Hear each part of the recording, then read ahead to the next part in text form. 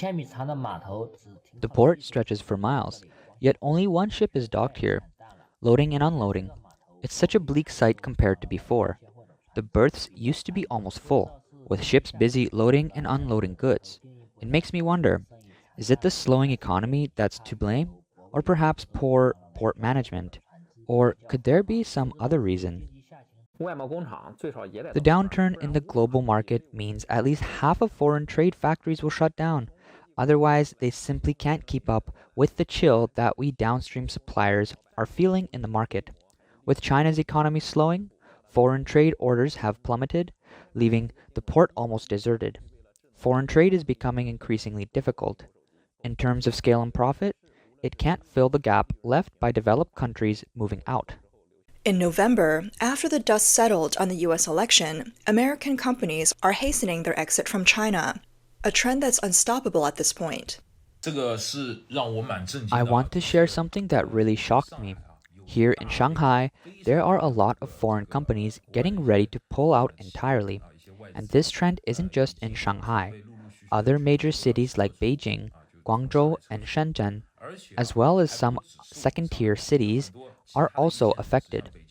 But what's even more concerning is something my friends who work at these foreign companies told me. One of them works at Microsoft's Shanghai headquarters as a developer, and he shared that Microsoft plans to close several departments by the end of this year, and by next year, they'll completely exit. My friend's manager directly informed him about this plan, mentioning that they're relocating these roles to the US. While they're offering to keep his position, there's a condition. He has to relocate to the US. This is what's truly worrying.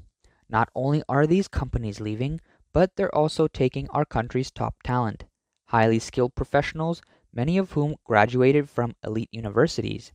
This is a huge loss for our country. My friends are now facing a tough choice. Should they stay in China or follow these foreign companies abroad? It's a real dilemma. Going abroad would mean job security and a steady income, but it's not an easy decision. Yet staying here means facing a challenging job market and economic environment. With tensions between China and the US, Microsoft finds itself in a tough position. Back in May, Microsoft asked 700 to 800 Chinese employees involved in AI to consider relocating to places like the US, Australia, or Ireland, with visa arrangements for family members. Employees had until June to decide. By July, Microsoft announced it would close all its offline stores in China. From 2020 to September 2024, Microsoft went from having 460 stores in China to just 51. Continued declines in performance and reduced investment mean an eventual exit is only a matter of time. In September, IBM laid off over 1,000 employees in China in just 3 minutes. Those who didn't accept the layoff offer could transfer to Bangalore, India, and IBM also shut down its China System Lab and China Development Lab. This year marks IBM's 40th year in China. IBM's vice president, Jack Hergenrother, cited fierce local competition and declining infrastructure demand as reasons for the cuts. IBM's revenue in China dropped by 19.6% in 2023, and sales fell another 5% in the first half of 2024. In October, news surfaced that Cisco's Dalian office was laying off employees. Multiple employees confirmed that about 300 permanent employees would be laid off, with much of Cisco's future business moving to India or Japan. Chinese people are concerned about tech giants pulling out. On November 6, Donald Trump won the 2024 U.S. presidential election. Throughout his campaign, he vowed to impose a 60% tariff on Chinese goods, far higher than the 7.5% to 25% he imposed during his first term. Trump also suggested revoking China's most favored nation trade status. Such policies have prompted foreign companies in China to prepare contingency plans, with many now actively planning their exit. Among them is Breville, an Australian appliance company known for its coffee machines, which is accelerating its move of production out of China to shield itself from potential new tariffs. According to the Wall Street Journal, this Australian company sells espresso machines, toasters, juicers, and microwaves in over 70 countries, including the US. Breville, which owns brands like Sage and Breville, has close ties with Chinese manufacturers. The company has worked with many of these manufacturers for over 20 years, a strategy that helps keep prices competitive. For example, Breville espresso machines range in price from $2,430 for high-end models to $178 for entry-level models. Most of their products are made around the Shenzhen area. On November 7th, Breville CEO Jim Clayton spoke at the annual shareholder meeting, saying that with Trump's victory, it's now certain that Chinese consumer goods face an imminent risk of steep U.S. tariffs. Less than 48 hours after Trump's win, footwear company Steve Madden CEO Edward Rosenfeld announced in a quarterly earnings call on November 7th that the company has begun a plan to reduce its sourcing from China to between 40 and 45%. The company aims to bring this down to 1/4, with more goods sourced from countries like Vietnam, Mexico, Brazil, and Cambodia. Currently, over 70% of the group's goods are sourced from China. Mike Sagan, VP of Operations for U.S. toy maker KidCraft, also mentioned that if Trump won the election, the company would cut half of its Chinese supply chain within a year. In fact, KidCraft had already reduced its suppliers in China from 53 to 41 this year. Dong Xian, a sales manager at Sotec, an advanced electronics components maker based in Shanghai, told Al Jazeera that her company is one of the exporters already feeling the strain. Upon hearing Trump's proposal of a 60% tariff, she said, "I was shocked. If a 60% tariff is imposed, it could disrupt our U.S. business, or even end it entirely. We would be forced to lay off employees." Over 90% of Sotec's products, including smart glasses, are exported, with about 30% going to the U.S. Reuters interviewed 27 Chinese exporters, 12 of which confirmed plans to relocate out of China following Trump's election, while another 11, though without concrete plans, expressed deep concerns over the potential loss of their U.S. market share. Taiwan's Ministry of Economic Affairs also stated on November 7th that it would quickly assist Taiwanese businesses in China to relocate their production bases to avoid the impact of a 60% tariff. Recently, Taiwan's largest LCD panel maker, Innolux, was reported to have closed its Nanjing factory, laying off 2,400 employees. Although Innolux denies plans to shift production lines out of mainland China to India, their actions suggest a strategic shift. On one hand, they've closed the Nanjing plant, while on the other, they're advising Vedanta in India on building a panel factory, exploring the Mexican market, and setting up production partnerships in Vietnam. In Dalian's high-tech zone, Fidelity recently announced the closure of its Fidelity Europe and Americas division, which means the complete shutdown of their second-floor operations, affecting about 500 employees who now need to process their departures. Fidelity, which has been in Dalian for over 15 years, will likely offer a fair severance package, possibly a formula based on N+5, N representing 1 month's pay per year worked, plus an additional 5 months. Once they leave, these employees won't have to worry about shifts, technical tasks, or constant internal competition anymore.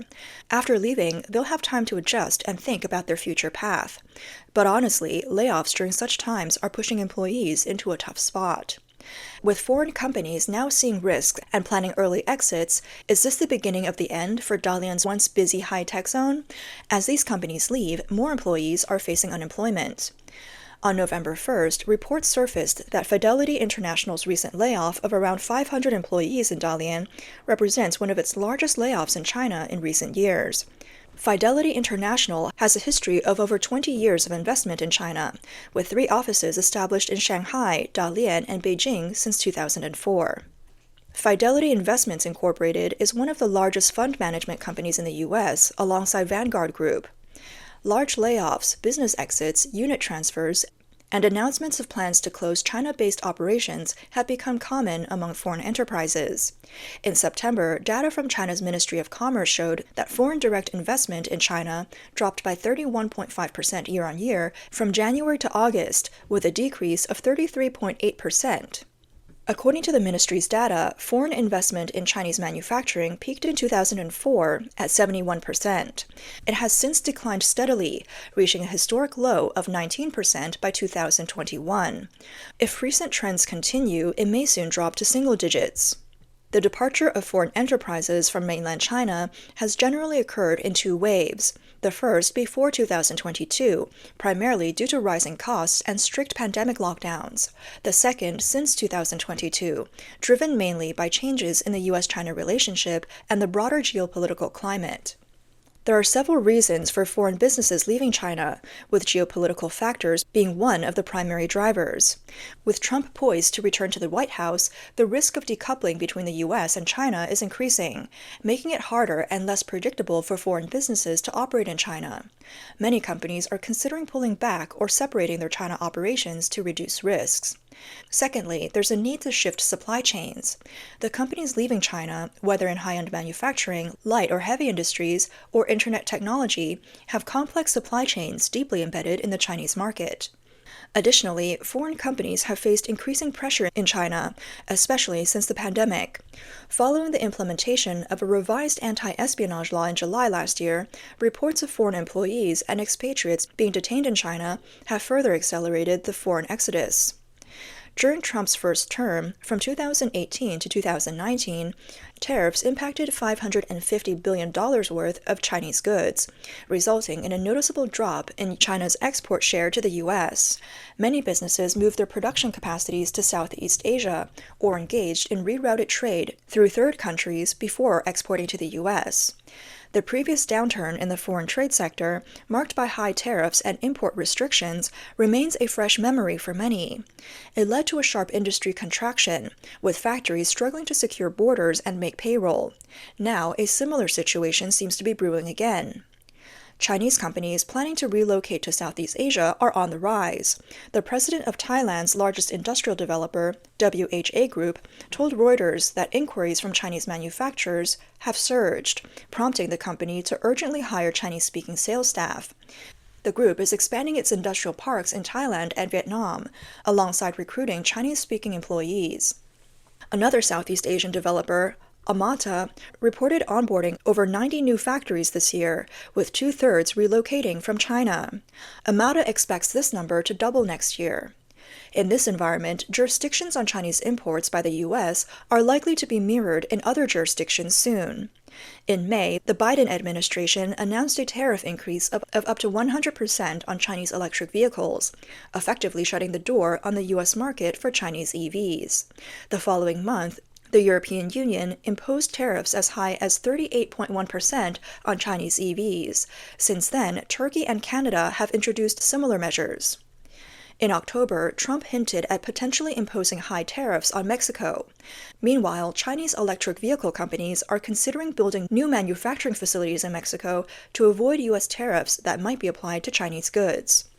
If Trump follows through on his campaign promises and imposes a 60% tariff on Chinese products, it would create significant pressure on China's exports. This would impact not only traditional export industries, but also China's cross-border e-commerce sector. Tariffs could lead to a surge in prices for goods primarily sourced from China, including clothing, toys, furniture, home appliances, footwear, and travel accessories. In response, American consumers might seek cheaper alternatives, reducing the competitiveness of Chinese products and resulting in lower traffic and fewer orders.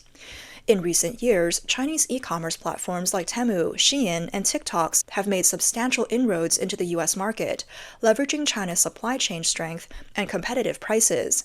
However, sellers on these platforms now worry about whether they can survive under the threat of new tariffs.